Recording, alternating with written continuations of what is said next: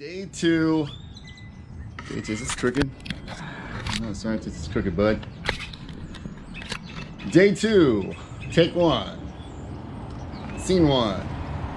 Action. Cars going by.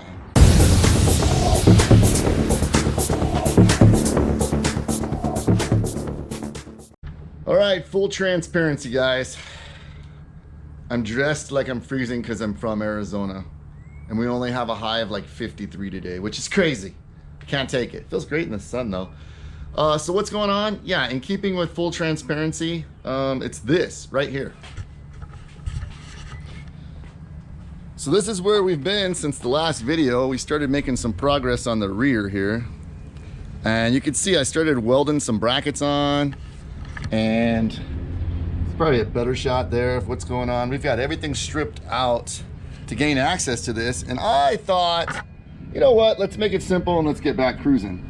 And let's just, you know, weld on here to where the leaf spring perches were, and let's just weld on here the correct spacing, and these will be our lower links. I could put the gas tank back in. I could come off of here and do basically a Y upper 3 link. And then I thought, why am I doing all that when I still have to remove this cross member?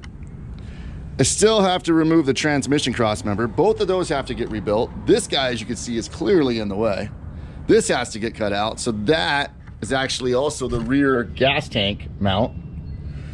This is the front gas tank mount. So by the time I rebuild this, lose the original mounting location,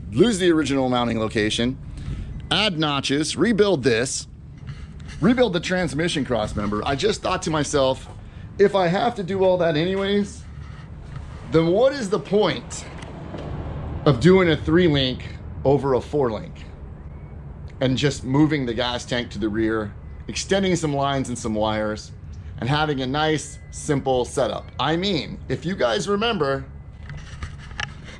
we did pay for this whole kit.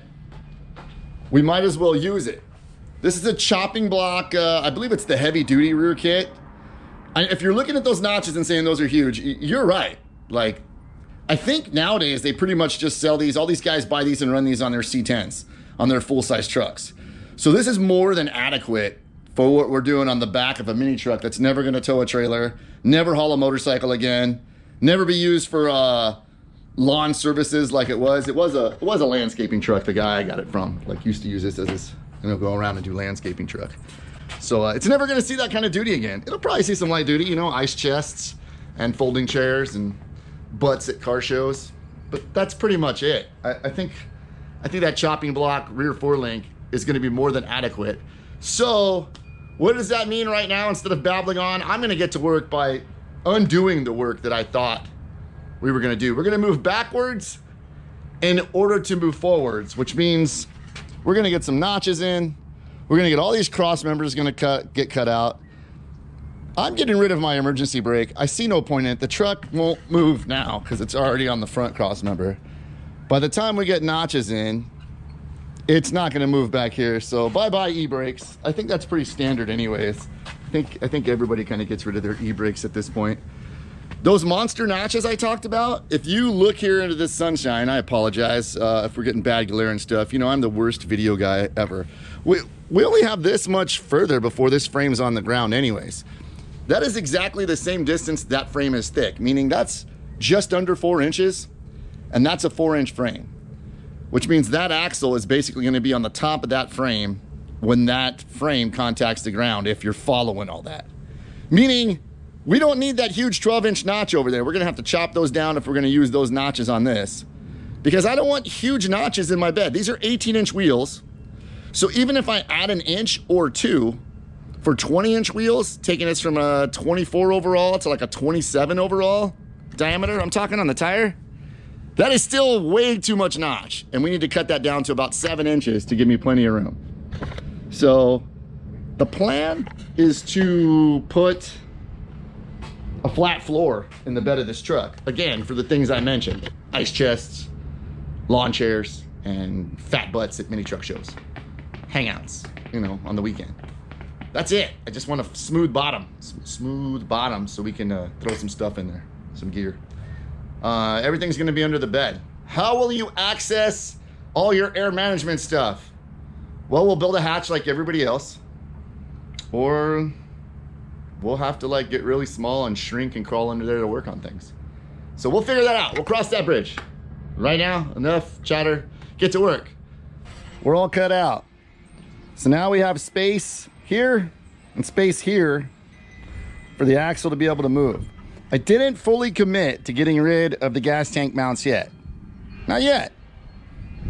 I'm pretty sure I'm not gonna go that route. But you know, it's not in the way right now, so let's leave ourselves some options so we don't have to do more work. Next up, let's get the notches in so we can get this thing on the ground, and then we can see exactly where we're playing with, where I want to do with these four-links. But I think that gas tank that used to live there is going right here where I'm sitting, which means this cross member has to get cut out too. So pretty much there's not going to be any cross members left on this truck. So far we have that what's left of the stock engine one, but that might get changed too, and we end up doing the Z and the body drop. So I think we're down to one original cross member at this point. Let's keep going. Oh yeah, we got to still figure out something to do with these brake shit, this thing, LPSV crap. Moving forward, here's where we're at. Whoa! Check out my custom workbench. I'm bougie, I work on the ground. You'll get to that level someday. In all seriousness, yeah, I figure the best place to start is right here by building up this cross member, which is going to replace that whole situation up there. This represents the ground. This represents the bottom of the bed as it currently sits. Hopefully the drive shaft doesn't come past there. That's about 10 inches, 10 and a half if you're wondering at home. The cross member is gonna weld right from here to there, straight across. I figure that'll allow me to tie it into here, as well as I can run an upper bar if I choose, tie it into my notch, and that'll provide additional locations for upper links, lower links, bed support, reinforcement of everything going on here. Who knows? Is one cross member is good, triangulated? Maybe two is better, with cool braces or something. Is it overbuilt? I have no idea. I've seen some people do it just with the top. I've seen some people do it just with the bottom. I figured this was the smartest way to do it, to have options. And I think it's gonna make a lot more sense when all this is removed and cut and out of the way. Yeah, because right now it's pretty gross. I just rather like build than, you know, clean and cut right now. So, build. For anyone wondering at home, this is inch by, I believe, 3 inch. So 1 inch by 3 inch by 3/16 or whatever. Is it heavy duty enough? Probably not. Will it work? Yeah, I think it's gonna work, especially when it's all triangulated, braced, welded. And I think more than likely, we're gonna end up having a top bar come across this. I don't even know. Maybe I should just do that right now. Put one piece right across the top and tie this whole thing together and make a nice cross member. That would probably be the smart thing to do. Probably would be. Okay, you guys didn't miss much. There's cross member. Well, there's the hoop anyways. We're gonna get to the next part. No, there's no video of that. It's just a lot of bad welding. Trust me. Trust me, it's just a lot of bad welding. You know that guy that's like, oh man, you want a tattoo? I'll give you a tattoo. I'm like that to welding. You don't, you know. I'm building my truck. I'm learning. Look at that. Cross member. Cross member. We're getting there. We're getting there. I guarantee you one thing, there's enough welds on there that it's not breaking. It's gonna be good. I think we're gonna do some gussets, we're gonna get some brackets. This thing's gonna rock it out, I'm telling you, it's gonna be just fine. It won't break for at least a year, at least. All right, here's where we're at. The cross member is built. As good as it could be, and it's in. Now it's gonna get braced and some other stuff like that, so If it looks a little weak sauce, you might be right. I don't know. But I think once it's all tied into the frame and the bed mounts and triangulated really good, I think it's gonna be fine. We're gonna tack weld it in for the night, push this thing back inside, and call it a night. Let's just say the morning started off in an unexpected way. These are not going on my truck. However, a year ago, I probably would have killed for these.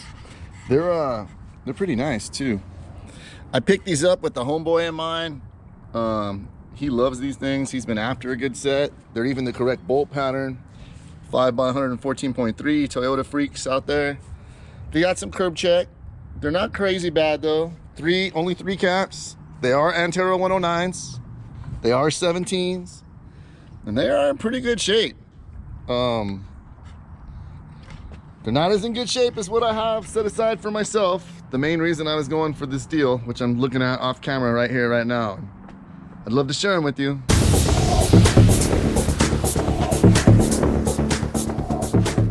Whoa, look at this car. It's pretty cool, huh? Well, here, let's go put this back in the truck, and then I'll be able to carry you a little bit more, okay?